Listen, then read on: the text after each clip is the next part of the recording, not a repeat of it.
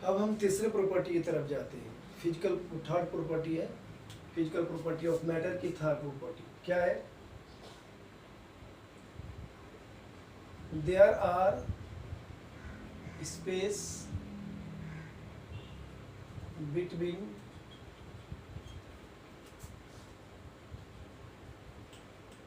the particles of matter।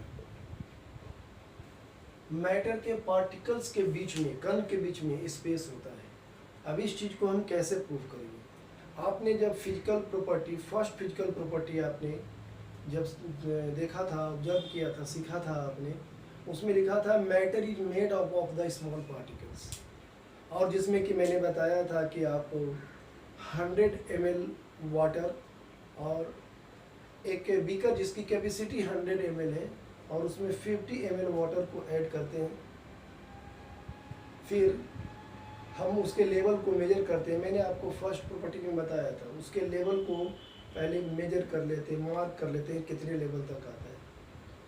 फिर उसमें हम शुगर के कुछ क्रिस्टल्स को डालते हैं, चीनी के कुछ क्रिस्टल को डालते हैं, फिर ग्लास रॉड से स्टीर करते हैं जब तक कि वो डिजल्व ना हो जाए। उसके बाद हम दोबारा से उस मार्क को, वाटर लेवल के मार्क को हम ऑब्जर्व करते हैं कि क्या इसमें कोई चेंजेज आया।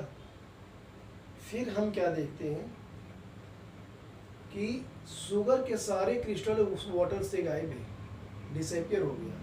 बट जो वाटर लेवल की मार्क थी, यानी वाटर लेवल जो था वो रिमेन्स अनचेंज्ड, वो पहले की तरह अनचेंज्ड है, जैसा है वैसे ही है, अभी भी है, उसमें कोई चेंजेज नहीं आया। तब हमने ये कहा था कि इसका मतलब है कि शुगर के जो क्रिस्टल्स हैं वो डिसअपियर हो गए। क्यों? क्योंकि वो बहुत ही स्मॉल टाइनी पार्टिकल से, छोटे छोटे कण से मिलकर के बने हुए, बहुत ही टाइनी पार्टिकल से, इसलिए हमने बोला था matter is made of the small particles. अब सवाल आता है कि डिसअपियर होकर के वो शुगर के क्रिस्टल गए कहाँ? तब हम कहते हैं इसको एक्सप्लेन करने के लिए थर्ड प्रॉपर्टी को आप यहाँ से आगे बढ़ेंगे। आप इसी प्रॉपर्टी, जो फर्स्ट प्रॉपर्टी को एक्सप्लेनेशन दिया, उसी प्रॉपर्टी को इसमें भी लागू करके यहाँ से अब आगे जाएंगे। आप बोलेंगे कि शुगर के जो क्रिस्टल था वो डिसअपियर हो गया। कहाँ डिसअपियर हो गया? तब हम कहते हैं कि शुगर के जो क्रिस्टल है वो डिस्ट्रीब्यूट हो गया into the space of the molecules of the water, the molecules of the particles of water. क्या हुआ? शुगर के जो क्रिस्टल्स हैं वो डिस्ट्रीब्यूट हो गए, it gets distributed into the space between the molecules of particles of water. Water के particle के जो मॉलिक्यूल्स है उसके बीच में स्पेस में वो चला गया। तो इससे साफ पता चलता है, क्योंकि अगर ऐसा होता तो फिर वो वाटर, शुगर के जो क्रिस्टल वो दिख नहीं रहा है, वाटर में मिक्स होने के बाद वो गायब हो गया, जबकि वाटर लेवल उतनी ही है।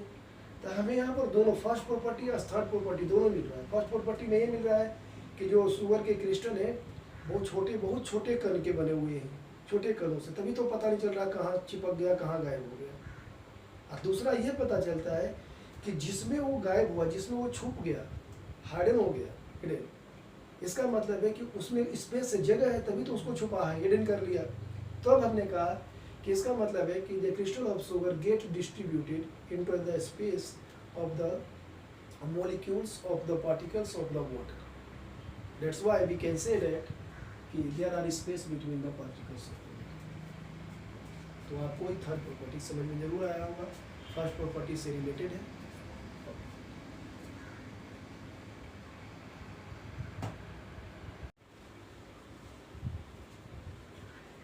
अब आप particles, physical property of the particles of matter की चौथे प्रॉपर्टी को देखेंगे क्या है।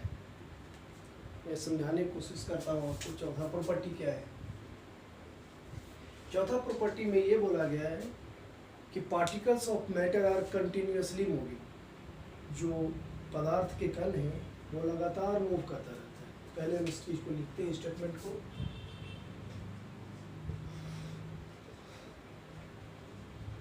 The particles of matter are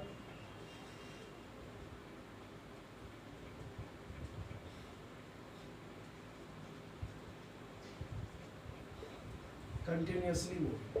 अब इस बात को हम कैसे प्रूव करेंगे? पदार्थ के कण निरंतर मूव करते रहते हैं। देखिए, इसके कई एग्जाम्पल है। पहले मैं एक ओरल एग्जाम्पल बताता हूँ जो आप लोग आमतौर पर हमेशा घरों में देखते हैं।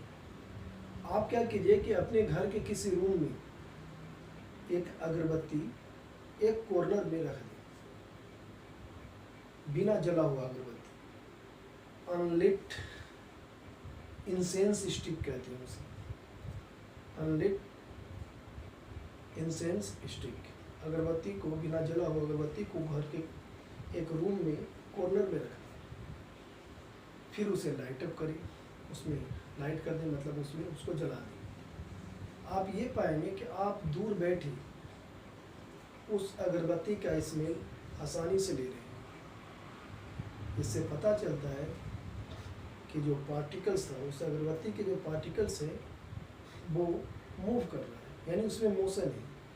हालांकि यहाँ पर जो स्पीड होते हैं इसके वो वेरी वेरी स्लो होते हैं, क्योंकि उसकी मोशन तब बढ़ते हैं जब उसकी टेम्परेचर में इंक्रीमेंट होता है। आपको बता चुका हूँ, as the temperature increases the rate of motion also increases. Motion में इंक्रीज होता है, पार्टिकल्स ऑफ मैटर के मोशन में इंक्रीमेंट होता है जब टेम्परेचर बढ़ता है। तो आपने देखा कि हम क्यों कहते हैं कि particles of matter are continuously moving. जैसे कि मैंने आपको इनलिट इंसेंस स्टिक के बारे में बताया कि आप क्लासरूम में भी उसी कॉर्नर में रख देते हैं, और जब उसको लाइट करते हैं तो कुछ ही समय बाद, कुछ सेकेंड बाद उसकी खुशबू आपके तक आने लगता है। इसका मतलब उसके जो पार्टिकल्स है, उस पार्टिकल्स में मोशन है, मतलब वो कंटिन्यूसली मूव करता है, तभी तो हम दूर बैठे उसकी स्मेल को ले लेते हैं। तो इससे ये प्रूफ होता है। दूसरा आप एग्जांपल आप ये देखिए कि आप मैं ये दूसरा एग्जांपल आपको बता रहा हूँ, आप और भी अच्छे तरीके से समझने की कोशिश कीजिए कि आपके पास एक गैस जार है, गैस जार,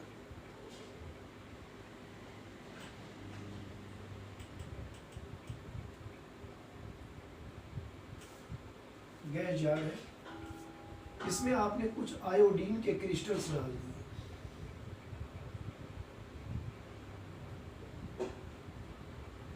ये है crystal of iodine, iodine crystal भी कह सकते हैं, आयोडीन क्रिस्टल्स। ये आपका शुरुआती में इन द बिगिनिंग, शुरुआत में आपने ऐसा देखा। फिर आफ्टर सम टाइम्स, कुछ समय बाद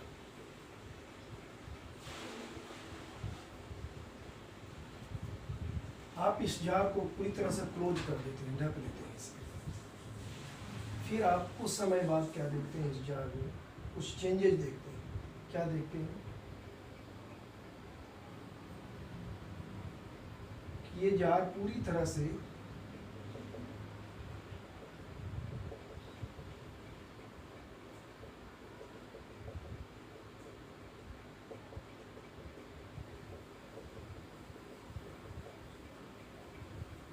आप ये देखते हैं